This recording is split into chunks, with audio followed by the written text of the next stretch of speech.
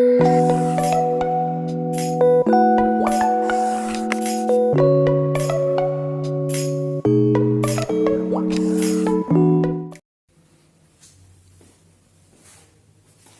Students, क्या हाल चाल? बढ़िया, ठीक ठाक। तो देखो भाई, हमने क्या पढ़ लिया है? हमने पढ़ लिया है इफेक्ट्स, जो अपने किसी भी ऑर्गेनिक मॉलिक्यूल के अंदर होने वाले इफेक्ट। ठीक है, इफेक्ट का मतलब इलेक्ट्रॉनिक डिस्प्लेसमेंट। ओके, दूसरा हमने क्या पढ़ा है अपना कि हमारे जो रिएक्शन इंटरमीडिएट बनते हैं, किसी ऑर्गेनिक रिएक्शन में इंटरमीडिएट बनते हैं, किसी में नहीं बनते। तो जो बनते हैं हमने वो पढ़े हैं, उनकी स्टेबिलिटी, कि भाई कौन सा रिएक्शन इंटरमीडिएट बन रहा है वो ज्यादा स्टेबल है। ठीक है, और ये जो स्टेबिलिटी है किसी भी रिएक्शन इंटरमीडिएट की, ये रिएक्शन के होने कि रिएक्शन किस डायरेक्शन में होगी उसको में काफी अहम रोल, इंपॉर्टेंट रोल है इसका। ठीक है, तो आज हम स्टार्ट करते हैं अपनी टाइप्स ऑफ ऑर्गेनिक रिएक्शन। हमारे पास जो ये ऑर्गेनिक रिएक्शन होती है इनके टाइप्स। ओके, तो स्टार्ट करते हैं आज का अपना टॉपिक। सबसे पहले मेरे को ये बताओ, सबस्ट्रेट, रिएजेंट, कैटलिस्ट और आपका रिएक्शन इंटरमीडिएट,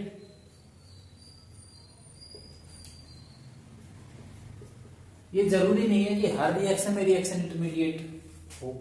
ठीक है, किसी में होता है, किसी में नहीं।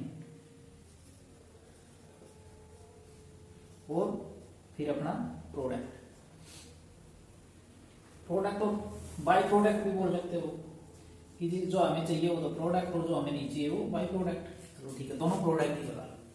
अब मैं ये मान रहा हूं कि मैंने ये चीजें आपको समझा दी हैं और आपको पता है सबस्ट्रेट क्या होता है। कोई भी ऑर्गेनिक मॉलिक्यूल जिसके ऊपर हम रिएक्शन फोकस करते हैं अपनी। ठीक है, रिएजेंट होते हैं हमारे पास क्या क्या? Electrophile, nucleophile, free radicals. Okay, ठीक है। कैटलिस्ट क्या होते हैं? जो रिएक्शन को इनिशिएट करते हैं। ठीक है, वो होते हैं अपने कैटलिस्ट। ना तो ये रिएक्टेंट होते हैं और ना ये प्रोडक्ट होते हैं। रिएक्शन इंटरमीडिएट क्या होते हैं? अपने रिएक्शन के बीच में बनने वाली स्पीसीज जो हाईली अनस्टेबल होती हैं। ठीक है, बहुत थोड़े टाइम के लिए बनती हैं और क्या होता है उनमें जो अपनी ऑर्गेनिक रिएक्शन की डायरेक्शन को वो निर्धारित करती हैं। निर्धारित का मतलब इंग्लिश में क्या बताऊं, जो ये बताते हैं कि हमारी ऑर्गेनिक जो ये रिएक्शन है किस डायरेक्शन में फॉरवर्ड होगी। ओके, तो ये है अपनी कॉमन सी एक ऑर्गेनिक रिएक्शन का प्रोसीजर। अब ये देखो टाइप्स ऑफ, इसी के बेस पे हमने टाइप्स बनाए हैं कि जो ये रिएजेंट अटैक करेंगे या मॉलिक्यूल क्या होगा या क्या प्रोडक्ट बनेगा। इन सब के बेस पे हमने कुछ इन ऑर्गेनिक रिएक्शन को क्लासिफाइड किया हुआ है। ठीक है, मेनली हमने इनको 8 टाइप्स में क्लासिफाइड किया हुआ है। देखो, एक तो सबसे फर्स्ट होता है ना सब्स्टिट्यूशन रिएक्शंस। ओके, सेकंड होता है ना एडिशन रिएक्शंस। और क्या होती है अपने पास किस टाइप की? एलिमिनेशन। ये सब कुछ मैं आपको पढ़ाऊंगा कि क्या होती है रिएक्शंस और इनमें क्या होता है। चौथा अपना रीअरेंजमेंट।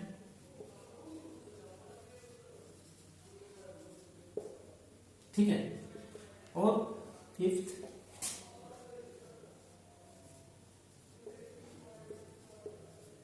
कंडेंसेशन रिएक्शंस और सिक्स्थ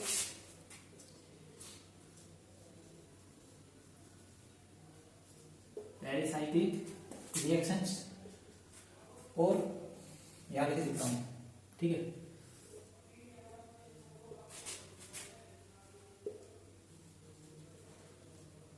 आइए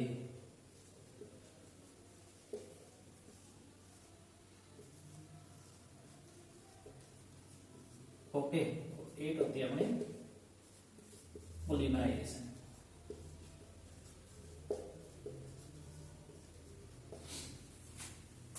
अब हम आज स्टार्ट करेंगे यहां से सब्स्टिट्यूशन रिएक्शन से। इस तरह की रिएक्शंस होती है अपनी ऑर्गेनिक रिएक्शंस को इन 8 ब्रॉडली क्लासिफाइड किया गया है 8 टाइप्स में। ओके, तो आज हम स्टार्ट करेंगे सब्स्टिट्यूशन रिएक्शन। ठीक है, कैसे होती है, क्या होती है सब्स्टिट्यूशन रिएक्शन। और एक बात मैं आपको पहले क्लियर कर दूं, ये लेक्चर बहुत बेहतरीन होने वाला है आपका।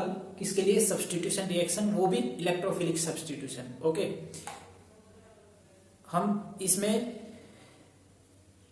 क्या करेंगे, हम अपना इसमें सब्स्टिट्यूशन प्रोसीजर को समझेंगे, क्या मीनिंग होता है इसका सब्स्टिट्यूशन का। और इस लेक्चर से आपके, मेरा पॉइंट क्या है कि इस लेक्चर के बाद आपके दिमाग में अगर कोई ये बोले कि यहाँ पे इलेक्ट्रोफिलिक सब्स्टिट्यूशन हो रहा है, ठीक है, तो आपके दिमाग में ये चीज 1 सेकंड में आ जानी चाहिए कि हाँ, यहाँ पे अगर इलेक्ट्रोफिलिक सब्स्टिट्यूशन हो रहा है तो रिएक्शन के अंदर कौन सा मैकेनिज्म हो रहा है, क्या क्या स्टेप्स हो रहे हैं। ओके, मेरा मेन फोकस है ये, और मेरा मानना है बहुत अच्छा लेक्चर आपको बहुत अच्छे समझ में आएगा आज। ठीक है, तो कॉपी पेन खोल लो और स्टार्ट करते हैं आज का अपना मेन पॉइंट, सब्स्टिट्यूशन रिएक्शंस। अब ये सब्स्टिट्यूशन रिएक्शंस भी अपने पास 3 टाइप्स की होती हैं on the basis of reagents, कि कौन सा रिएजेंट अपने सबस्ट्रेट के ऊपर अटैक करेगा।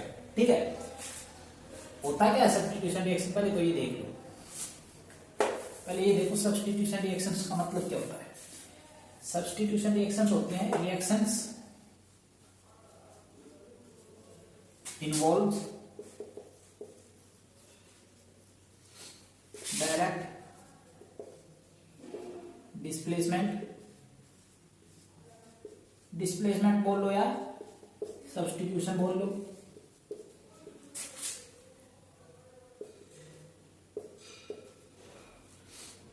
ऑफ एन एटम और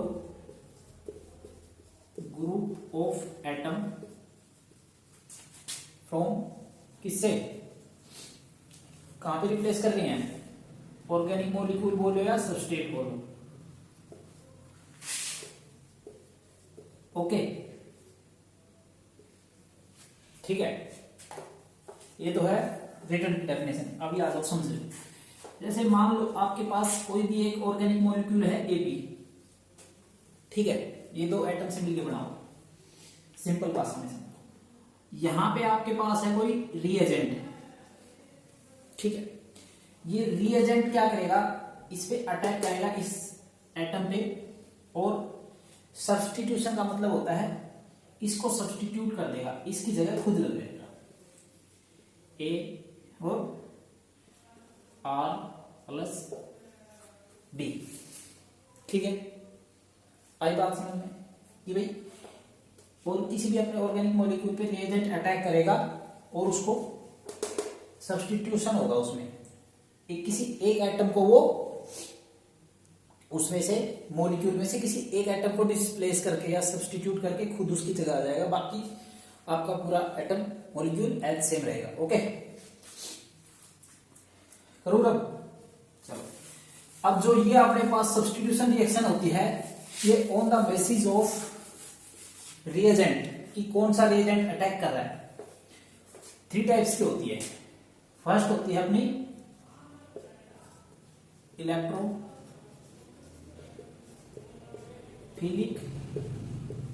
सब्स्टिट्यूशन, और सेकंड होती है अपनी न्यूक्लियोफिलिक सब्स्टिट्यूशन, और थर्ड होती है अपनी सब्स्टिट्यूशन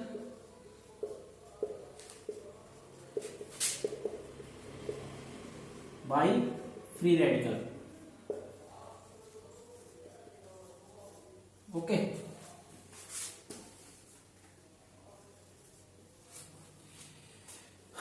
इलेक्ट्रोफिलिक से क्या समझ में आ रहा है कि जो सब्स्टिट्यूट करने वाला रिएजेंट है वो एक इलेक्ट्रोफाइल होगा।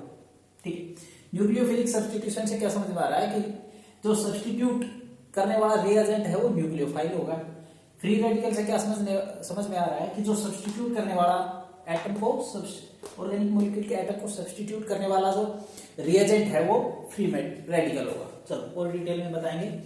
तो आज का अपना लेक्चर है इलेक्ट्रोफिलिक सब्स्टिट्यूशन और यहां से आपका एक्चुअल में स्टार्ट हो रहा है आज का लेक्चर। ठीक है, इनको हम एक एक लेक्चर अलग से बना के पढ़ेंगे। इंपॉर्टेंट है क्योंकि इनका मैकेनिज्म का पूरा बहुत खेल है। अब इलेक्ट्रोफिलिक सब्स्टिट्यूशन से मैंने वही बताया कि रिएजेंट क्या होगा आपका, कोई इलेक्ट्रोफाइल। अब इलेक्ट्रोफाइल, न्यूक्लियोफाइल, फ्री रेडिकल्स ये मैंने आपको बता दिए हैं। अगर आपको नहीं आते तो काम चलाओ, मैं यहाँ पे आपके लिए बता देता हूं, नहीं तो आप वीडियो देख लेना। इलेक्ट्रोफाइल्स होते हैं जहां पे इलेक्ट्रॉन मतलब लवर, जिनके पास इलेक्ट्रॉन की कमी होती है।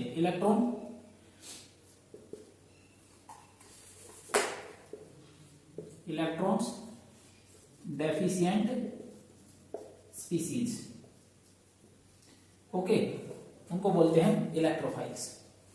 फॉर एग्जाम्पल मैं आपके लिए बताऊं तो Cl+, H+, Br+ और I+।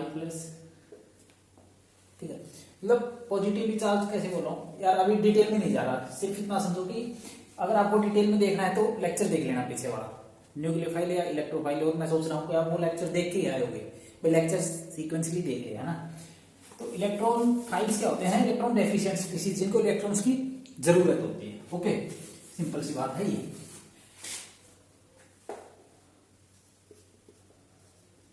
अटैक बोल लो या ब्रोट बाय इलेक्ट्रोफाइल।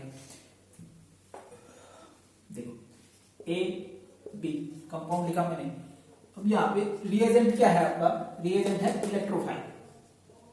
ओके, अब ये इलेक्ट्रोफाइल क्या करेगा, ये इलेक्ट्रोफाइल इसकी जगह आ जाएगा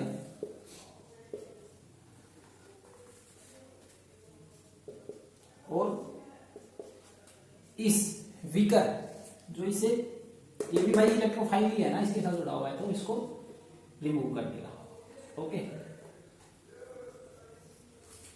तो ये होती है अपनी सब्स्टिट्यूशन रिएक्शन। मैं एक अपने ऑर्गेनिक मॉलिक्यूल के एग्जांपल से समझाता हूं, देखना। मान लो आपके पास CH4 है, ठीक है, कोई भी organic molecule plus electrophile. Electrophile में ले लेता हूं यहां पे Cl+, क्लोरोनियम आयन, ठीक है, जिसके पास इलेक्ट्रॉन्स की कमी। अब ये अटैक करेगा और इस हाइड्रोजन को सब्स्टिट्यूट कर देगा और बनेगा क्या, ये आपके CH CH CH, और इस हाइड्रोजन को ये सब्स्टिट्यूट करके आपका Cl लग गया और प्लस ये अब इलेक्ट्रोफाइल के रूप में बाहर आ गया। ठीक है, तो ये होता है आपका इलेक्ट्रोफिलिक सब्स्टिट्यूशन। इलेक्ट्रोफिलिक सब्स्टिट्यूशन मतलब सब्स्टिट्यूशन ब्रोक बाय इलेक्ट्रोफाइल। ठीक, अभी ये आपको ज्यादातर कहां देखने को मिलता है, एरोमेटिक मतलब बेंजीन और बेंजीन डेरिवेटिव्स कंपाउंड्स, ये आपका इलेक्ट्रोफिलिक सब्स्टिट्यूशन रिएक्शन शो करते हैं। क्यों, देखो ये तो है बेंजीन, तो समझ गए क्या होता है बेंजीन। बेंजीन डेरिवेटिव क्या होते हैं, जैसे टोलिन, फिनोल, बेंजल्डिहाइड, बेंजीन के ऊपर कोई और ग्रुप लगा हुआ हो उनको बोलते हैं बेंजीन डेरिवेटिव। मान लो NO2 लगा दिया, नाइट्रोबेंजीन, CH3 लगा दिया, टोलिन, ठीक है, ये होते हैं अपने पास बेंजीन डेरिवेटिव। तो इस तरह के कंपाउंड्स में आपको इलेक्ट्रोफिलिक सब्स्टिट्यूशन देखने को मिलेगा। अब पॉइंट ये उठता है, या तो आप आगे पढ़ोगे तो आपके दिमाग में उठेगा पॉइंट, या आप अगर 10th में ऑर्गेनिक थोड़ा ध्यान से पढ़ के आए हो तो मैं इलेक्ट्रॉन क्या बता रहा हूं आपको कि इसमें क्या होगा, इलेक्ट्रॉन सब्स्टिट्यूशन, मतलब यहां से एक हाइड्रोजन निकलेगा आपका और कोई इलेक्ट्रोफाइल लग जाएगा। ठीक है, आपके दिमाग में ये क्वेश्चन आ रहा होगा कि सर यहाँ पे डबल बॉन्ड है, पाई इलेक्ट्रॉन्स हैं, तो एडिशन भी तो हो सकता है। मान लो भाई कोई 2 इलेक्ट्रोफाइल्स आए आपके पास, ठीक है, ये बॉन्ड ब्रेक हुआ और आपके पास ये 2 इलेक्ट्रोफाइल्स जुड़ गए। इस प्रोसीजर को क्या बोलते हैं, एडिशन। ठीक है, और सब्स्टिट्यूशन में क्या होगा, सब्स्टिट्यूशन में ये हाइड्रोजन रिप्लेस हो जाएगा आपका किसी एक इलेक्ट्रोफाइल से। मान लो सॉरी आपका ये वाला, ये वाला,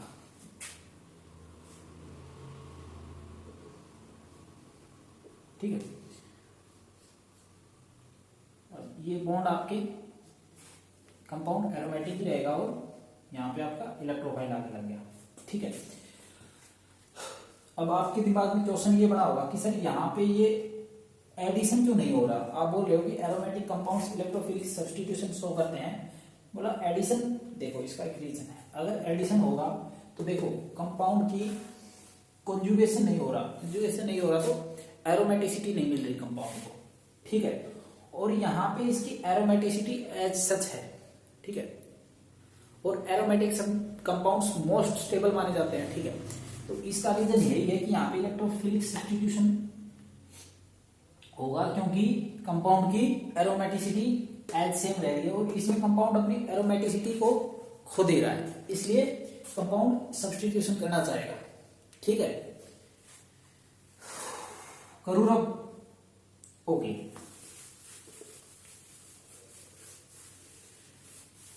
आओ अब समझते हैं हम कि ये जो सब्स्टिट्यूशन वगैरह है ऐसे तो सिंपल होता नहीं होगा, इसका कोई मैकेनिज्म होता होगा, स्टेप बाय स्टेप ये रिएक्शन फॉरवर्ड होती होगी। तो अपनी इलेक्ट्रोफिलिक सब्स्टिट्यूशन 3 स्टेप्स में होती है। सबसे पहले क्या होता है, generation of electrophile. Okay, second step में आपके पास होता है अटैक ऑफ इलेक्ट्रोफाइल।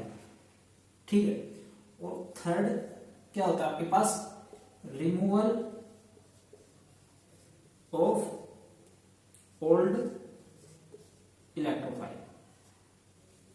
ठीक है, अब मैं एक रिएक्शन दे रहा हूं आपके सामने और उसमें मैं ये तीनों स्टेप से आपको उसका मैकेनिज्म समझाऊंगा कि इलेक्ट्रोफिलिक सब्स्टिट्यूशन, ताकि आपके माइंड में ये चीजें, अगर जब मैं कभी या कोई भी, मान लो आप ऑर्गेनिक केमिस्ट्री पढ़ रहे हो, कोई बोल रहा है कि यहाँ पे इलेक्ट्रोफिलिक सब्स्टिट्यूशन होगा, तो आपके दिमाग में वो बातें झट से घूम जानी चाहिए कि हाँ इलेक्ट्रोफिलिक सब्स्टिट्यूशन होगा तो इलेक्ट्रोफाइल अटैक करेगा, इस तरह ये स्टेप होंगे और इस तरह आपका प्रोडक्ट बनेगा। ओके, चलो करूँ अब एक एग्जांपल से स्टार्ट करते हैं।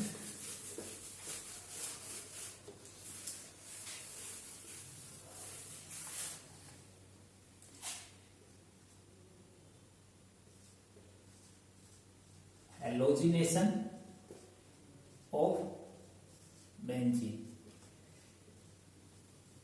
इसको इस वे में मत पढ़ना आप लोग कि मैं आपको हेलोजिनेशन बता रहा हूं बेंजीन की, भाई बेंजीन में हेलोजिनेशन कैसे होगा, ये मेरा समझाने का कोई मतलब नहीं है। जब ये टॉपिक आएगा ना आपका आगे वाले चैप्टर्स में आएंगे, सभी रिएक्शंस आएंगे, तो वहां पे मैं इसको इस वे में पढ़ाऊंगा आपको कि बेंजीन में हेलोजिनेशन कैसे करते हैं और क्या प्रोडक्ट बनता है और क्यों करते हैं। ठीक है, अभी सिर्फ मैं ये समझाना चाह रहा हूं कि इलेक्ट्रोफिलिक सब्स्टिट्यूशन कैसे होता है। ओके, तो आप भी, मैं चाहता हूं इसी पॉइंट पे फोकस्ड रहो कि इलेक्ट्रोफिलिक सब्स्टिट्यूशन कैसे होता है। होता क्या है इसमें, पहले ये देख लो, ये बेंजीन की रिंग है आपकी। ठीक है, इसके साथ हैलोजन ले लो कोई भी, मान लो मैंने Cl2 ले लिया। कैटेलिस्ट होता है अपना यहाँ पे एनहाइड्रस AlCl3। इसको क्या बोलते हो आप? Lewis acid. ठीक है, क्यों? ये इलेक्ट्रॉन का कमी होती है इसमें और एक्सेप्ट करता है इलेक्ट्रॉन्स को। और अपने पास एंड प्रोडक्ट क्या बनता है? और क्लोरीन। बेंजीन से बनता आपके पास क्लोरोबेंजीन। ठीक है, अब बारी आती है इसके रिएक्शन मैकेनिज्म की कि हो कैसे रहा है अंदर।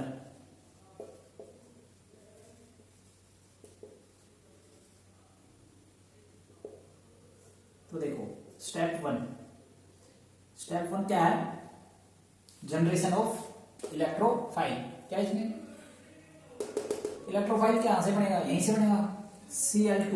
मैं ये Cl2 आपका ऐसे लिख रहा हूं, ठीक है भाई, Cl क्लोरीन के बीच में कोवैलेंट बॉन्ड है। अब ये क्या करेगा? आपका जो एनहाइड्रस AlCl3 है, अब देखो इस AlCl3 को इलेक्ट्रॉन्स की जरूरत है। क्या ये खुद में एक इलेक्ट्रोफाइल है? हाँ, समझा देता हूं। एल्यूमिनियम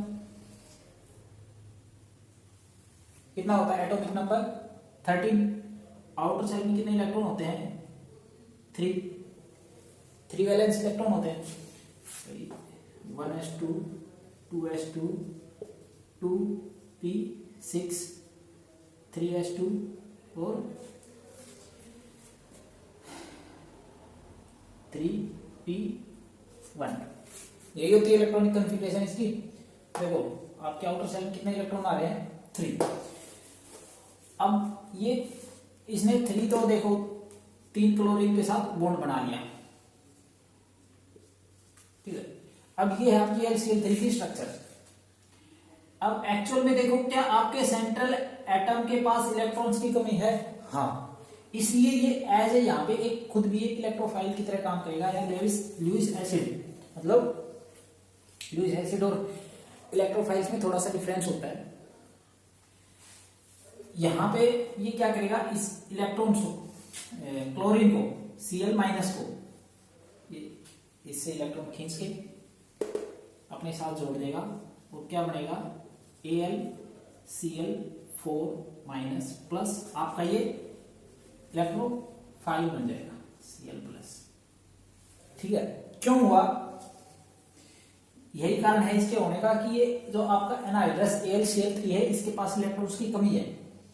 ये अपने इलेक्ट्रॉन्स पूरे करने के लिए इस Cl को अपनी तरफ, ये Cl इसके ये जो शेयर्ड पेयर ऑफ बॉन्ड के इलेक्ट्रॉन्स हैं, ये दोनों अपने साथ जाके इन इलेक्ट्रॉन से इसके साथ बॉन्ड बना देगा। इसलिए इसके ऊपर क्या आ जाएगा? -7। भाई इलेक्ट्रॉन किसके आए हैं?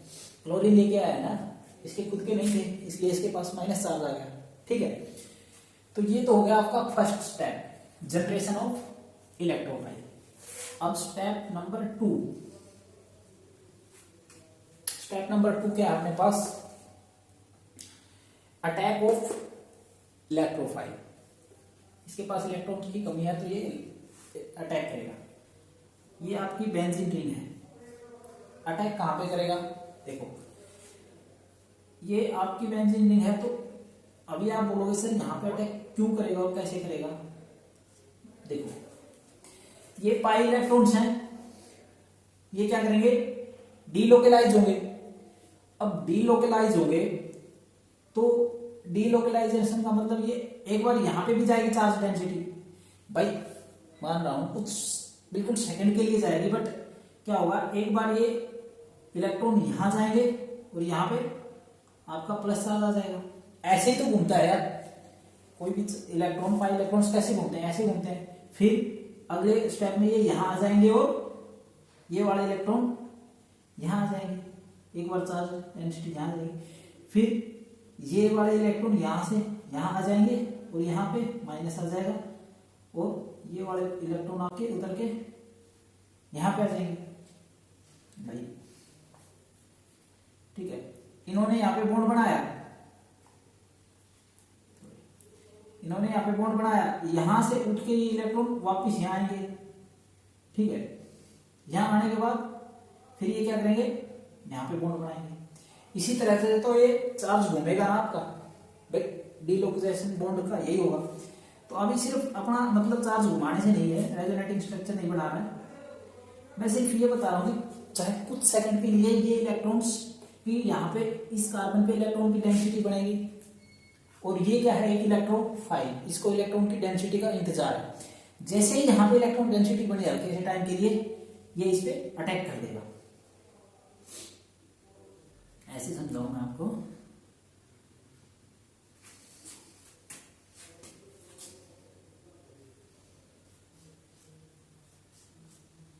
यहाँ पे आपका प्लस चार्ज आ गया, यहाँ पे माइनस, और ये आपका बॉन्ड, ये बॉन्ड, ठीक है। अब ये आपका जो Cl प्लस इलेक्ट्रोफाइल है, ये यहां अटैक करेगा, और क्या बनेगा,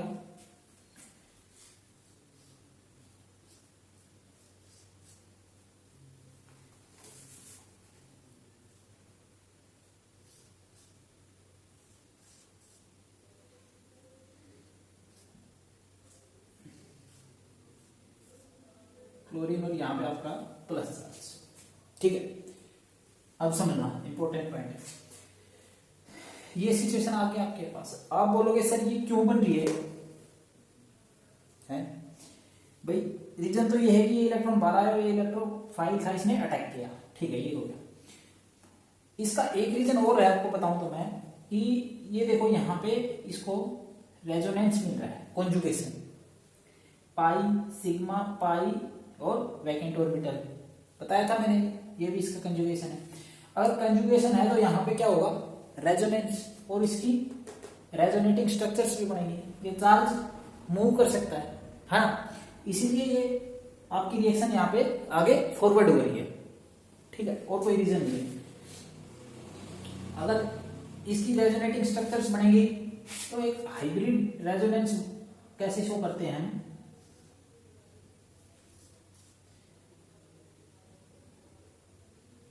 भाई ऐसे ही शो करते हैं कि चार्ज पूरे में घूमेगा, ये आपका क्लोरीन, ठीक है। हाइब्रिड रेजोनेंस बना दिया मैंने, इसकी रेजोनेटिंग स्ट्रक्चर्स नहीं बनाई, आप खुद बना लेना जब भी रेजोनेंस होगा तो। और इसको बोलते हैं हम सिग्मा कॉम्प्लेक्स, इसकी रेजोनेंस हाइब्रिड है, ये वाला स्ट्रक्चर है, और इसको नाम दिया गया है सिग्मा कॉम्प्लेक्स, ठीक है। ये आपका एक तरह से रिएक्शन इंटरमीडिएट बन रहा है, इस रिएक्शन का क्या बन रहा है, ये सिग्मा कॉम्प्लेक्स आपका रिएक्शन इंटरमीडिएट बन रहा है। कोई अगर पूछे आपको कि इलेक्ट्रोफिलिक सब्स्टिट्यूशन में इंटरमीडिएट क्या होता है, तो क्या होता है, सिग्मा कॉम्प्लेक्स। अब इससे आगे देखो रिएक्शन कैसे फॉरवर्ड करेगी, इसको रब कर दूं, ठीक है, इसको एक बार रब कर दूं मैं, नोट कर लेना। इस वाली कंडीशन से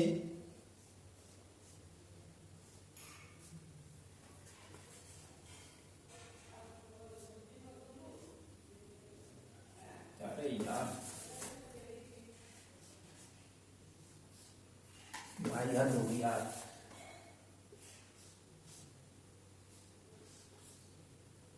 यहाँ पे प्लस आपका, यहाँ पे क्लोरीन है और यहाँ पे बॉन्ड है, ठीक है।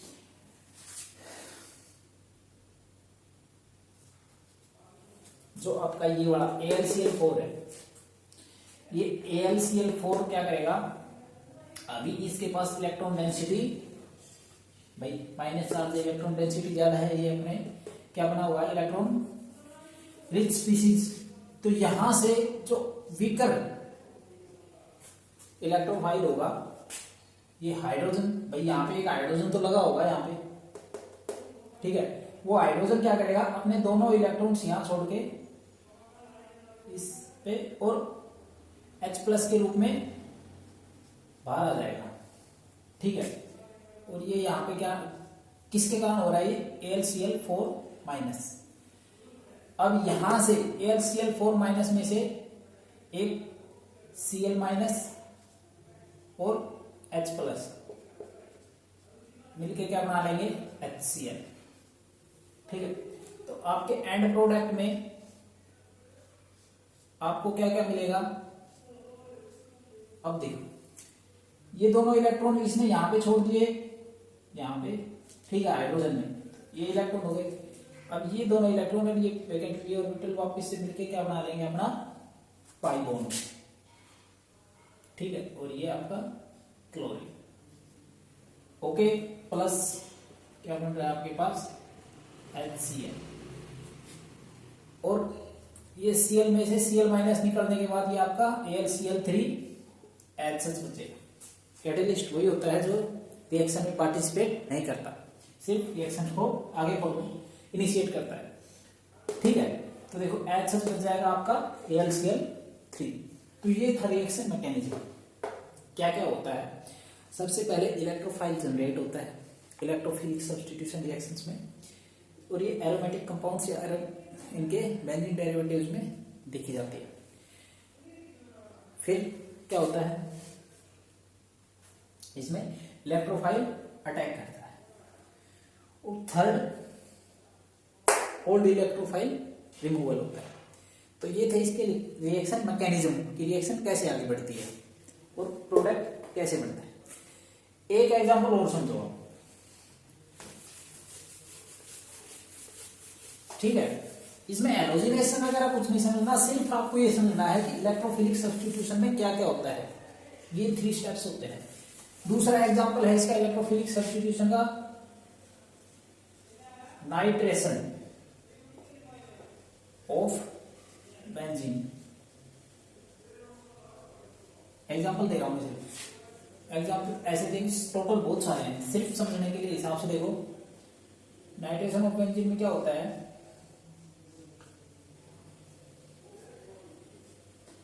बेंजीन की रिएक्शन हम HNO3 के साथ करवाते हैं in the presence of concentrated H2SO4। ठीक है, एंड प्रोडक्ट में आपको क्या मिलता है, NO2 प्लस H2O। ठीक है, अब मैकेनिज्म क्या है, इस मैकेनिज्म को दिमाग में उतार लेना,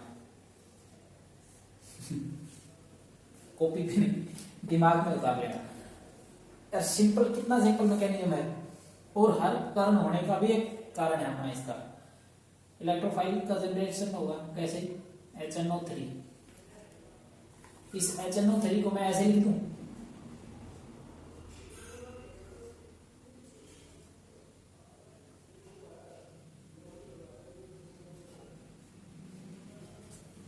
HNO3 है, HNO3। ठीक है, आपका H2SO4, इसको मैं ऐसे लिख रहा हूं H2SO4, इसकी शेप के हिसाब से।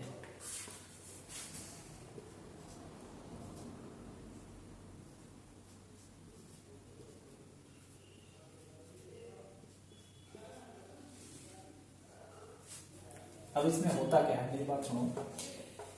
यहां से एक H ये बॉन्ड ब्रेक होता है, ठीक है, जाके जो ये आपका ऑक्सीजन है यहां पे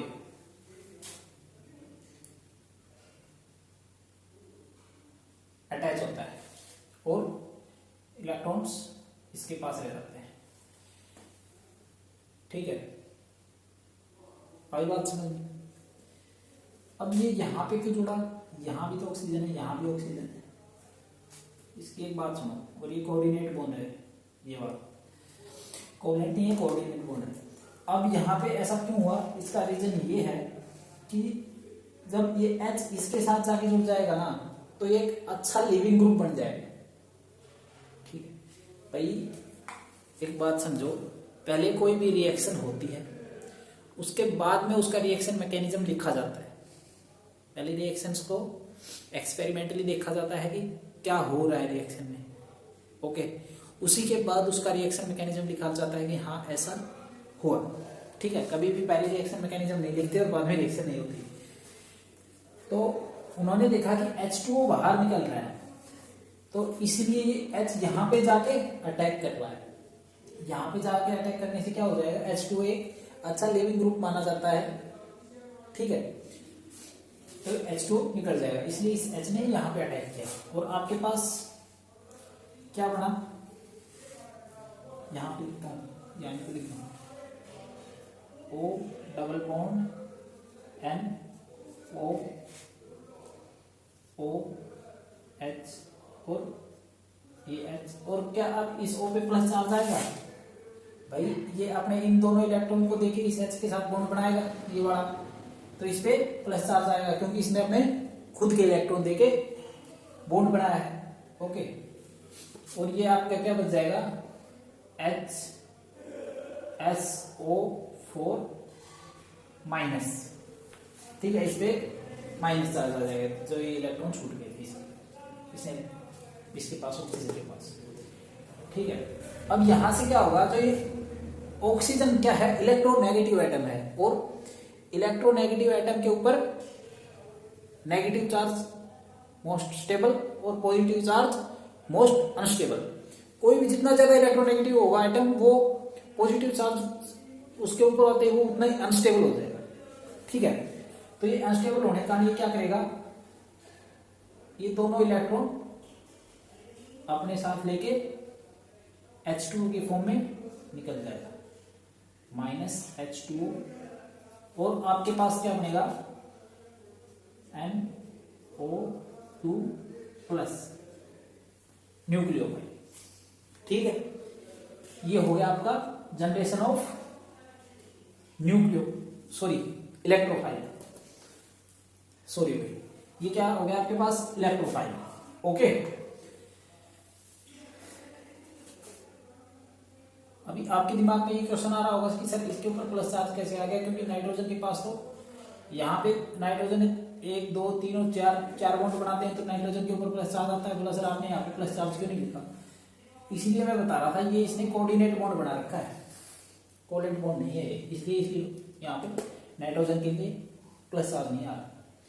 अब यहां से इसने यही NO2 यहाँ पे आए, तो इसके देखो ये इलेक्ट्रॉन ऑक्सीजन लेके चला गया, इसलिए इसके ऊपर प्लस चार्ज आ गया। अब इलेक्ट्रॉन प्लस चार्ज का मतलब है इसके अंदर इलेक्ट्रॉन्स की डेफिशिएंसी होगी। इलेक्ट्रॉन की डेफिशिएंट स्पीसीज क्या होती है, इलेक्ट्रोफाइल, ठीक।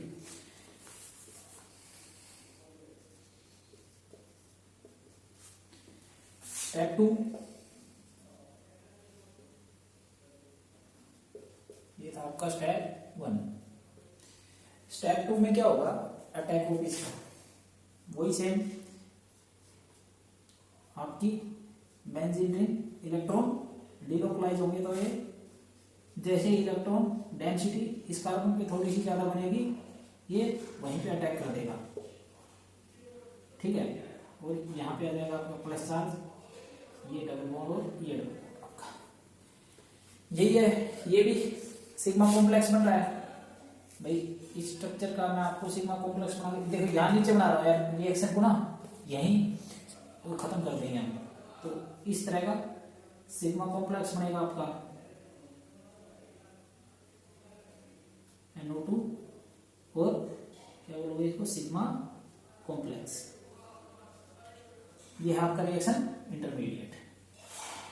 अब यहां से रिएक्शन आगे कैसे फॉरवर्ड करेगी, अब आएगा आपका यहाँ पे step 3, removal of old electrophile.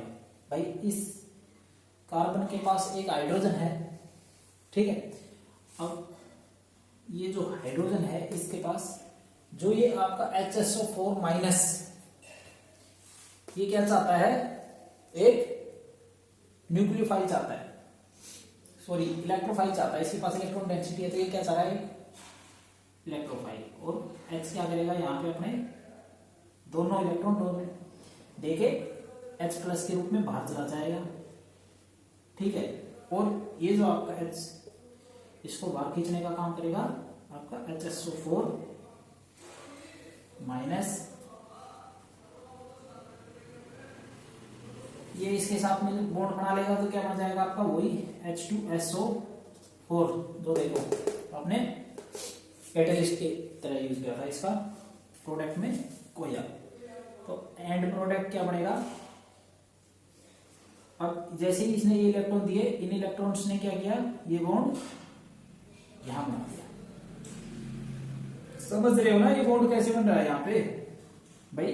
ये दोनों इलेक्ट्रॉन इस कार्बन के पास आ जा रहे हैं, ये इलेक्ट्रॉन यहाँ कार्बन के पास आते हैं, देखो इसके पास वैकेंट पी ऑर्बिटल है, ये दोनों आपस में फिर से पाई बॉन्ड बना लेंगे और ये हो गया आपका नाइट्रो बेंजीन। ठीक है, बेंजीन से नाइट्रोबेंजीन, इसी को बोल देते हैं नाइट्रेशन ऑफ बेंजीन। इस चीज से आपको कुछ लेना देना नहीं है, जब ये टॉपिक में अपने आएगा उस टाइम पर आएंगे। अभी अपना मेन पॉइंट क्या है कि कोई भी इलेक्ट्रोफिलिक सब्स्टिट्यूशन रिएक्शंस कैसे होती है।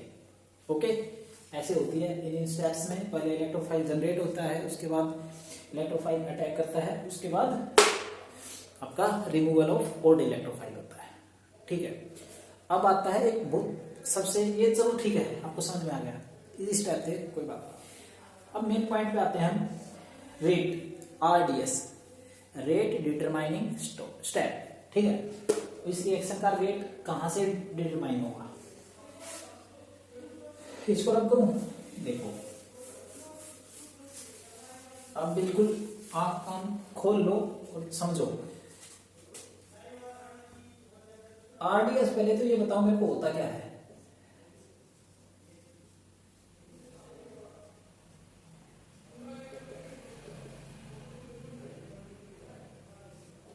बोला सर रेट डिटरमाइनिंग स्टेप होता है। ठीक है, मतलब क्या होता है इस चीज का? इस चीज का मतलब क्या होता है, जैसे कि अपनी रिएक्शंस 3 स्टेप में हो रही है, काफी स्टेप हो रहे हैं ना अपनी रिएक्शन में, तो कोई एक ऐसा स्टेप होता है जो बहुत पूरी रिएक्शन में स्लो होता है। स्लो होने का मतलब उसमें उस रिएक्शन में एनर्जी ज्यादा चाहिए होती है उस स्टेप को आगे बढ़ने, उसी को बोलते हैं हम रेट डिटरमाइनिंग स्टेप। कि वो स्टेप जितनी जल्दी होगा ना, रिएक्शन उतनी ही जल्दी होगी आपकी। ठीक है, बेंजीन से नाइट्रोबेंजीन बनने की रिएक्शन उतनी ही तेज होगी जितना आपका ये रेट डिटरमाइनिंग स्टेप है। अब इसमें आपको देखना है कि वो स्टेप कौन सा है। ठीक है, कि अगर वो स्टेप जल्दी हो जाए तो पूरी रिएक्शन जल्दी हो जाएगी। ठीक है, तो इसका सबसे रेट डिटरमाइनिंग सबसे स्लो स्टेप है इसका अटैक ऑफ न्यू इलेक्ट्रोफाइल और इस सिग्मा बॉन्ड का बनना। देखो भाई, एक पाई बॉन्ड टूट के यहां पे एक सिग्मा बॉन्ड बन रहा है, बेंजीन की एरोमेटिसिटी टूट ली। ठीक है, तो इसका यही स्टेप सबसे स्लो स्टेप है। तो इसका रेट डिटरमाइनिंग स्टेप क्या है? अटैक ऑफ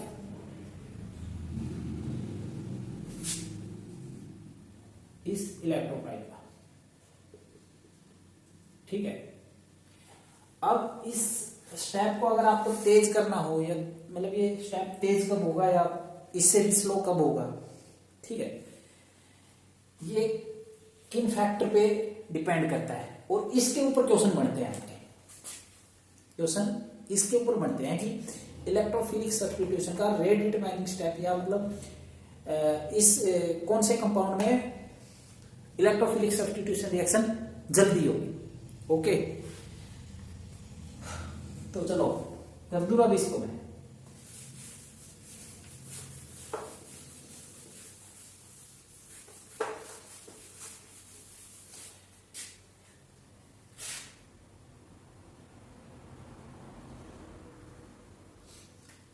आपको एक क्वेश्चन देता हूं।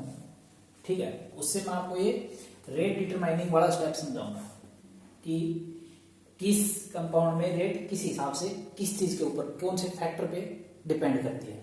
ठीक है, इलेक्ट्रोफिलिक सब्स्टिट्यूशन में मान लो मैं आपको 4 ऑप्शन दे रहा हूं,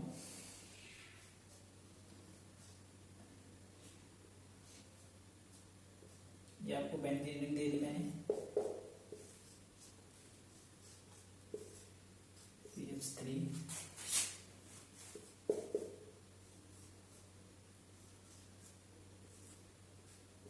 NO2 और डी ऑप्शन मैंने आपको दे दिया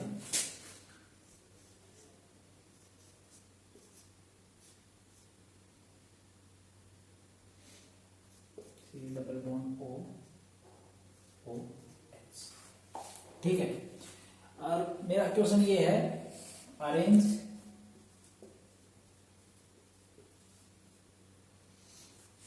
इन इंक्रीजिंग order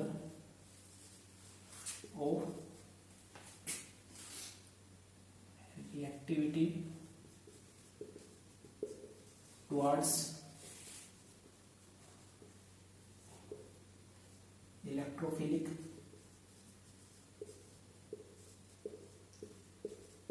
substitution। ठीक है, क्वेश्चन पूछ रहा है आपसे कि इनको उस ऑर्डर में अरेंज करो कि इलेक्ट्रोफिलिक सब्स्टिट्यूशन के लिए सबसे ज्यादा रिएक्टिव कौन होगा। ठीक है, किसमें इलेक्ट्रोफिलिक सब्स्टिट्यूशन सबसे तेज होगा, ये क्वेश्चन है। उस ऑर्डर में आपको अरेंज करना है। अब ये देखो वीडियो ठीक चल रही है कि नहीं, काफी लंबी हो गई है। चलो ये क्वेश्चन देख लो, इंपॉर्टेंट है भाई, इसी से आपका पूरा ये टॉपिक क्लियर होगा आज का। अब मेरी बात सुनो, इलेक्ट्रोफिलिक सब्स्टिट्यूशन में क्या होता है, कोई भी इलेक्ट्रोफाइल अटैक करता है और वही उसका आरडीएस रेट डिटरमाइनिंग स्टेप होता है, जिसमें ये आरडीएस अपना जिसमें ये रेट डिटरमाइनिंग स्टेप जितनी जल्दी होगा, यही है रेट डिटरमाइनिंग स्टेप का मतलब कि यही डिटरमाइनिंग कर रहा है इसी स्टेप पे। ये जल्दी हो रहा है तो रेट तेज है, ये धीरे हो रहा है तो रेट कम है, इसलिए इसको रेट डिटरमाइनिंग स्टेप बोलते हैं। तो यहाँ पे देखो रेट डिटरमाइनिंग स्टेप क्या है, इलेक्ट्रोफाइल का अटैक। अब इसमें आपके इलेक्ट्रोफाइल का कोई रोल नहीं है इलेक्ट्रोफाइल अटैक करने में, चाहे वीक इलेक्ट्रोफाइल हो स्ट्रॉन्ग इलेक्ट्रोफाइल हो, उससे फर्क नहीं पड़ रहा है। इस रिएक्शन को फर्क पड़ रहा है कि आपकी जो जहां पे इलेक्ट्रोफाइल अटैक कर रहा है उसमें कंपाउंड में इलेक्ट्रॉन डेंसिटी पे, भाई ये जहां पे अटैक करेगा इलेक्ट्रोफाइल जहां पे इलेक्ट्रॉन डेंसिटी ज्यादा होगी कंपाउंड में, वहीं पे अटैक करेगा। तो जिस कंपाउंड में जितनी ज्यादा इलेक्ट्रॉन की डेंसिटी होगी, ये उतनी ही जल्दी अटैक करेगा, उतनी जल्दी ये इसके साथ जुड़ जाएगा। ठीक है, तो अब आप इन चारों में से ये देखो सबसे ज्यादा इलेक्ट्रॉन डेंसिटी किसकी है, ये तो बेंजीन है। ठीक, यहां पे ये भी बेंजीन, और बेंजीन की रिंग में CH3 क्या कर रहा है, इलेक्ट्रॉन डोनेट कर रहा है। ठीक है, कौन सी इफेक्ट से, प्लस आई इफेक्ट। यहां पे ये क्या कर रहा है, NO2 इलेक्ट्रॉन डोनेटिंग ग्रुप है, इलेक्ट्रॉन विदड्रॉइंग ग्रुप। तो ये क्या कर रहा है, इलेक्ट्रॉन खींच रहा है, कौन सी इफेक्ट से खींच रहा है, -m इफेक्ट से खींच रहा है।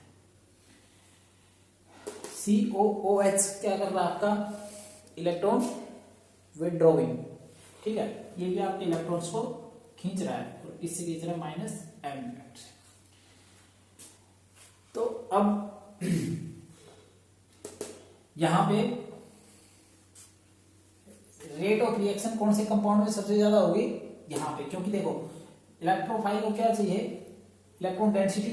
ये क्या कर रहा है, इलेक्ट्रॉन डेंसिटी को बढ़ा रहा है ये ग्रुप आपका। तो इस कंपाउंड, ये वाले कंपाउंड में इलेक्ट्रॉन आपकी इलेक्ट्रोफिलिक सब्स्टिट्यूशन की रेट सबसे तेज रहेगी। तो बी, उसके बाद ये तो इलेक्ट्रॉन की डेंसिटी को कम कर रहा है, ये भी कम कर रहा है, तो इसमें तो ये सही ए। उसके बाद ये ज्यादा कम कर रहा है कि ये वाला ग्रुप ज्यादा कम कर रहा है, ये ज्यादा कम कर रहा है, तो ये लास्ट में, और ये डी और सी। ठीक है, ये पॉइंट समझ में आया मेरा कि किसी भी, अब आपकी बात समझ में आ गई कि किस फैक्टर पे डिपेंड करती है आपकी rate of electrophilic substitution electron compound में इलेक्ट्रॉन डेंसिटी पे। ठीक है, ओके। अब इसी के ऊपर एक क्वेश्चन और करके दिखाओ आपको। क्वेश्चन है आपका, the most reactive compound, the most reactive compound towards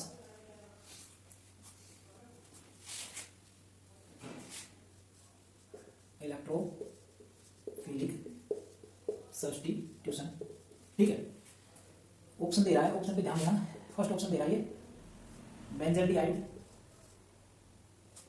B option दे रहा है ये बेंजीन, सी ऑप्शन ये दे रहा आपका,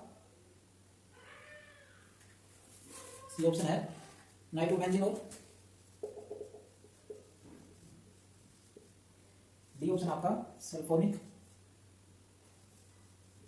एसिड बेंजीन। ठीक है, और ये पूछ रहा आपको कि इनमें the most reactive compound towards electrophilic substitution, की कौन से कंपाउंड में सबसे जल्दी आपकी इलेक्ट्रोफिलिक सब्स्टिट्यूशन होगा। सोच के आंसर दो यार इस क्वेश्चन का, बढ़िया क्वेश्चन है। ठीक है, और ऐसे डायरेक्ट भी पूछ लेगा आपसे क्वेश्चन। करूं, चलो बेंजल्डिहाइड क्या होता है? ये बेंजीन, नाइट्रोबेंजीन,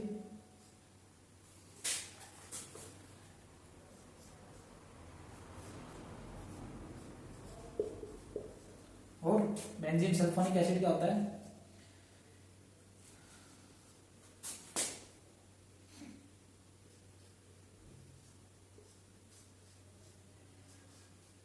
ठीक है, अब कर दो, अगर किसी को ये समझ में नहीं आ रहा था तो अब भी कर दो। देखो ये क्या करेगा, CHO एल्डिहाइड इलेक्ट्रॉन विड्रॉ करेगा या इलेक्ट्रॉन डोनेट करेगा कंपाउंड में? ये इलेक्ट्रॉन विड्रॉ करेगा और माइनस एम इफेक्ट से करेगा, मतलब भाई इलेक्ट्रॉन्स को खींचेगा अपनी तरफ। ये तो बेंजीन है, ये क्या करेगा, ये भी इलेक्ट्रॉन विड्रॉ करेगा। ये सल्फोनिक एसिड, ये भी आपके इलेक्ट्रॉन्स को विड्रॉ करेगा, और यहाँ पे इलेक्ट्रॉन विड्रॉ नहीं हो रहे। तो इसका आंसर क्या जाएगा आपका? बेंजीन। अगर ये एक आंसर पूछ रहा आपसे तो भाई बी ऑप्शन है इसका, ये सबसे जल्दी इसमें इलेक्ट्रोफिलिक सब्स्टिट्यूशन होगा। देखो इसमें इलेक्ट्रॉन डेंसिटी जितनी है उतनी है, यहाँ पे ये इसकी इलेक्ट्रॉन डेंसिटी को कम कर रहा है, ये भी इसकी इलेक्ट्रॉन डेंसिटी को कम कर रहा है, ये भी इसकी इलेक्ट्रॉन डेंसिटी को कम कर रहा है। भाई खींच लेना। अगर एक सीरीज में अरेंज करें तो इनको फिर बताओ किसका नंबर आएगा? एल्डिहाइड। ये थोड़ी कम पावर से खींच रहा है, ए, फिर सल्फोनिक एसिड का डी, और उसके बाद नाइट्रोबेंजीन। ठीक है, एक लास्ट क्वेश्चन और देखो, बहुत बढ़िया क्वेश्चन है, एकदम कतई नीट और IIT लेवल का, और आई होप आप वो क्वेश्चन कर दोगे। जो पूरी पूरी उम्मीद आपसे देखना। क्वेश्चन ये है इसका,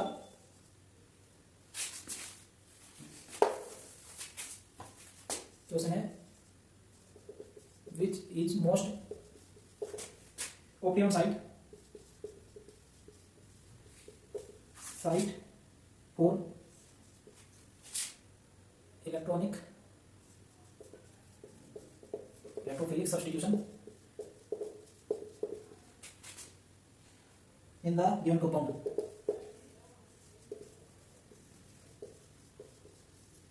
और ये कंपाउंड, जो कंपाउंड दे रहा आपको ये वाला OH, और यहाँ पे दे रहा आपको CHO और डबल बॉन्ड। ठीक है, और ये नंबरिंग दे रहा आपको साइड्स की 1, 1, 2 और 3। ठीक है, और आपसे ये पूछ रहा है कि इनमें से बताओ किस साइड पे इलेक्ट्रोफिलिक सब्स्टिट्यूशन होगा, मोस्ट ऑप्टिमम साइट कौन सी है इलेक्ट्रोफिलिक सब्स्टिट्यूशन की। ठीक है, तो देखो भाई इस कंपाउंड में क्या होगा अपने पास, ये OH क्या है, इलेक्ट्रॉन डोनेटिंग ग्रुप है। इलेक्ट्रॉन डोनेटिंग ग्रुप्स क्या करते हैं कंपाउंड में, इलेक्ट्रॉन डेंसिटी को बढ़ाते हैं, मतलब कंपाउंड को एक्टिवेट कर देते हैं। ठीक है, और ये क्या है, इलेक्ट्रॉन विथड्रॉइंग ग्रुप। ये क्या करते हैं, इलेक्ट्रॉन से, कंपाउंड से इलेक्ट्रॉन खींच लेते हैं और कंपाउंड में इलेक्ट्रॉन डेंसिटी को कम करते हैं, इसलिए इनको बोला जाता है डीएक्टिवेटिंग ग्रुप, और ये होते हैं एक्टिवेटिंग ग्रुप। समझ गए? एक्टिवेटिंग ग्रुप कौन से होते हैं, जो कंपाउंड में इलेक्ट्रॉन डोनेट करते हैं, और डीएक्टिवेटिंग ग्रुप कौन से होते हैं, जो कंपाउंड से इलेक्ट्रॉन खींच लेते हैं। अब सुनो, ये होते हैं अपने ऑर्थो और पैरा डायरेक्टिंग, और ये होते हैं मैटर डायरेक्टिंग। इसका मीनिंग क्या है? ऑर्थो डायरेक्टिंग और ऑर्थो पैरा डायरेक्टिंग का मीनिंग क्या है कि ये ऑर्थो और पैरा पोजिशंस पे आपके इलेक्ट्रॉन डेंसिटी को बढ़ाएंगे। ठीक है, ये है आपकी ऑर्थो, ये मेटा, ये पैरा, मेटा ऑर्थो। ठीक है, कैसे एक समझाता हूं, देखो आपको मैं। मान लो आपके पास ये वाली है स्ट्रक्चर, ठीक है, ये और ये आपका OH। ये इलेक्ट्रॉन डोनेट करते हैं, मतलब इनके पास लोन पेयर प्रेजेंट है। क्या होता है, एज ए रेजोनेंस होता है ये सब कुछ। ये इलेक्ट्रॉन्स यहाँ पे उतरेंगे तो ये इलेक्ट्रॉन्स यहाँ आ जाएंगे। क्या बनेगी इसकी रेजोनेटिंग स्ट्रक्चर?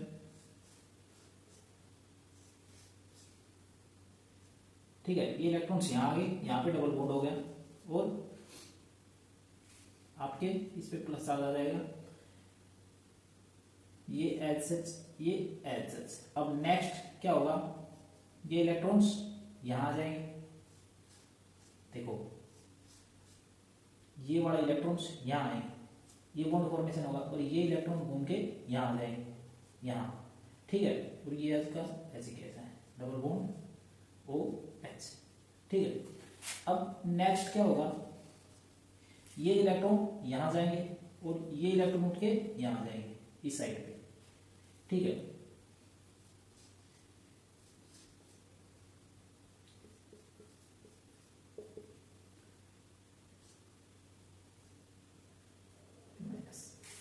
अब एक बात बताओ मेरे को, इलेक्ट्रॉन डेंसिटी वैसे तो पूरे कंपाउंड में आपकी पूरी रिंग में बढ़ रही है, ठीक है, बट ज्यादा कौन से वहां पे बढ़ रही है? एक तो इस पोजीशन पे बढ़ रही है, देखो, और तो पैरा पे आ रहा है ना आपको माइनस चार्ज, और ऑर्थो, मतलब इसलिए इनको ऑर्थो पैरा डायरेक्टिंग बोला जाता है, क्योंकि ये ऑर्थो और पैरा पे इलेक्ट्रॉन डेंसिटी बढ़ा देते हैं मेनली। ऐसे तो पूरे कंपाउंड में बढ़ाते हैं, ये बात हमेशा याद रखना। और तो पूरे कंपाउंड की इलेक्ट्रॉन डेंसिटी बढ़ती है, बट इन पे इलेक्ट्रॉन डेंसिटी ज्यादा बढ़ती है। ठीक है, ये जैसे थे उससे भी ज्यादा अमीर इलेक्ट्रॉन हो गए कार्बन। ठीक है, अब तो ये क्या करेगा, ये इलेक्ट्रॉन की डेंसिटी को बढ़ाएगा, कहां पे, यहां पे बढ़ाएगा, और यहां पे, और यहां पे, जो ये आपका ऑर्थो ग्रुप है। ठीक है, अब मेरी बात सुनो, कैसे बढ़ाएगा ये समझ में आ गया। तो ये CHO ग्रुप है, ये क्या है, इलेक्ट्रॉन विड्रॉइंग ग्रुप है, तो ये कंपाउंड क्या करेगा, डीएक्टिवेट करेगा। डीएक्टिवेट का मतलब इलेक्ट्रॉन डेंसिटी कम करेगा। इनको बोलते हैं मेटा डायरेक्टिंग। कैसे बोलते हैं मेटा डायरेक्टिंग, समझो।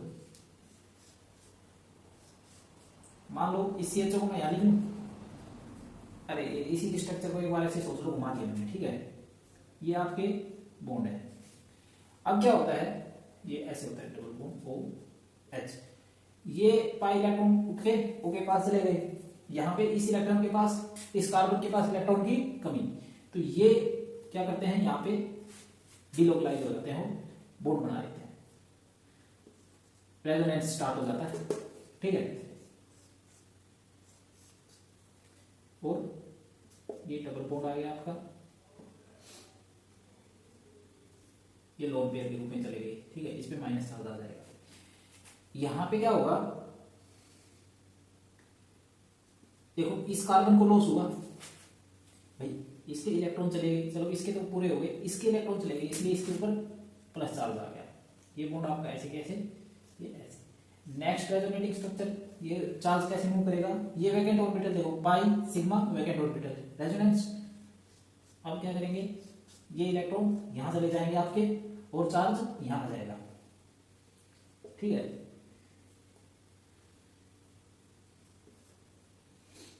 H है यार, यहां पे लगा लेना है। देखो मेन है ये लोकल इलेक्ट्रॉन्स डीलोकलाइज कैसे हो रहे हैं, चार्ज कहां कहां आ रहा है आपका, ये बॉन्ड यहां आ जाएगा, यहां पे आपका प्लस चार्ज आ जाएगा, और ये बॉन्ड ऐसे कैसे। अब देखो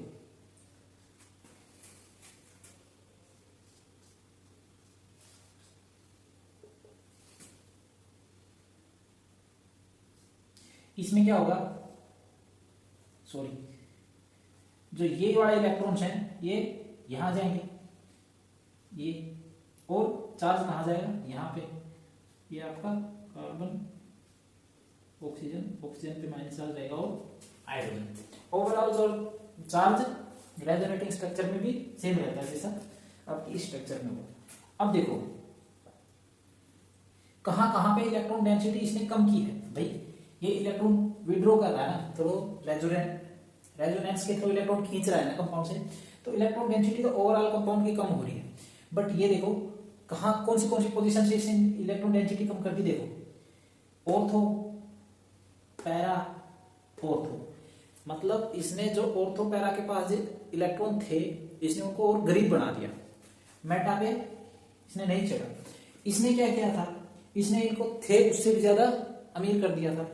इसने क्या किया, इसने जो थे उससे भी ज्यादा गरीब कर दिया, तो इसलिए इनको मेटा डायरेक्टिंग बोला जाता है। मतलब इनके कंपैरिजन में जब इसने इलेक्ट्रॉन खींच लिए, ठीक है, तो उसके कंपैरिजन में तो अब मेटा इनसे ज्यादा रिच है, इलेक्ट्रॉन रिच है। एज भाई इलेक्ट्रॉन विड्रॉ करने के बाद इनके पास, इसके पास जितने थे अपने उतने हैं, तो इनके रिलेटिवली इनके कंपैरिजन में तो मेटा इलेक्ट्रॉन रिच है, इसलिए इसको मेटा डायरेक्टिव बोला जाता है। ये क्या करता है, वो ऑर्थो पैरा पोजीशन पे क्या करता है, डोनेटिंग वाला इलेक्ट्रॉन देता है और फिर उनको, इसलिए उसको ऑर्थो पैरा डायरेक्टिंग बोला जाता है। इलेक्ट्रॉन डोनेट करता है इसलिए वहां पे इलेक्ट्रॉन डेंसिटी बढ़ती है। बट ये क्या करता है, इलेक्ट्रॉन विड्रॉइंग, ये इलेक्ट्रॉन देता तो नहीं है, ठीक है, मेटा पोजीशन को इलेक्ट्रॉन देता नहीं है, बट ऑर्थो और पैरा से खींच लेता है, इसलिए वो मेटा पोजीशन क्या हो जाती है, वहां पे रिच हो जाती है, इलेक्ट्रॉन रिच, ठीक है, इसलिए इसको मेटा डायरेक्टिंग बोला जाता है। अब देखो इसने इसकी अकॉर्डिंग या तो 1 पोजीशन पे अटैक होना चाहिए या 3। भाई ये क्या पूछ रहा है आपसे कि electrophile substitute most optimum site कौन सी है, तो इसके अकॉर्डिंग आपके हिसाब से या तो 1 पे अटैक होना चाहिए या 3 पे, यहाँ इसने नंबरिंग नहीं दी रखी, तो इसके हिसाब से या तो 1 पे होना चाहिए या 3 पे, डोनेटिंग वाले के हिसाब से। अब ये क्या बोल रहा है, इसके हिसाब से ऑर्थो पैरा पोजीशन कौन सी होगी, ये ऑर्थो, ये मेटा, ये पैरा, ये ऑर्थो, ये मेटा, ये पैरा, इसके रिलेटिव में, ठीक है, इसके रिलेटिव में देखो मैं टिक कर रहा हूं, ये वाली ऑर्थो होगी, ये मेटा होगी और ये पैरा, ये ऑर्थो, ये मेटा और ये पैरा, इसके रिलेटिव वाली मैंने अंदर लिखी है, इसके रिलेटिव वाली बाहर देख लेना।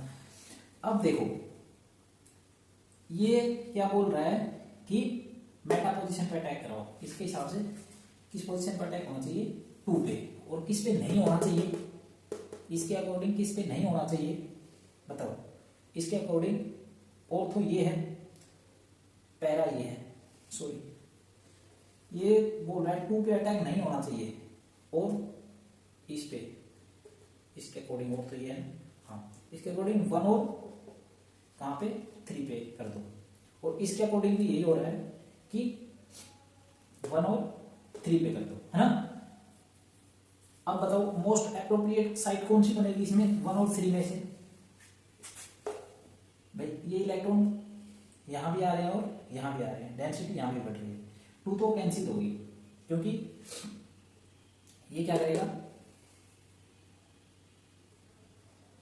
पैरा से इलेक्ट्रॉन खींच लेगा, है ना, ये वाला, तो इसलिए 2 तो कैंसिल होगी। अब 3 और 1 में बताओ, तो इसमें मोस्ट एप्रोप्रिएट साइट होगी आपकी 1, 3 भी एज इक्वल होगी, बस थोड़ा बहुत फर्क रहेगा, क्यों, क्योंकि जब आपका ये ऑर्थो पैरा इलेक्ट्रॉन डोनेटिंग और विड्रॉइंग होगा ना, उस टाइम इस पोजीशन पे ज्यादा इफेक्ट रहेगा, ठीक है। तो ये था आज का अपना लेक्चर इलेक्ट्रोफिलिक सब्स्टिट्यूशन। आपने इसमें ना तो हेलोजिनेशन समझना था ना नाइट्रेशन समझना था, ठीक है, आपने इसमें सिर्फ ये समझना था कि इलेक्ट्रोफिलिक सब्स्टिट्यूशन होता क्या है, ठीक है, और किन स्टेप्स में होता है। थर्ड पॉइंट ये है इसका रेट डिटरमाइनिंग स्टेप क्या होता है या इसकी रेट इन फैक्टर्स पे अफेक्ट करती है। ओके, सो आई होप, और ये होप नहीं मुझे पूरा विश्वास है ये बहुत बढ़िया लेक्चर है। एज बेसिक इलेक्ट्रोफिलिक सब्स्टिट्यूशन समझने के लिए, ना कि हैलोजिनेशन नाइट्रोजन वगैरह समझने के लिए बता रहा हूं मैं, ये समझने के लिए कि इलेक्ट्रोफिलिक सब्स्टिट्यूशन होता क्या है। ठीक है, तो पढ़ाई करते रहो। ऑल द बेस्ट, मिलते हैं नेक्स्ट वीडियो।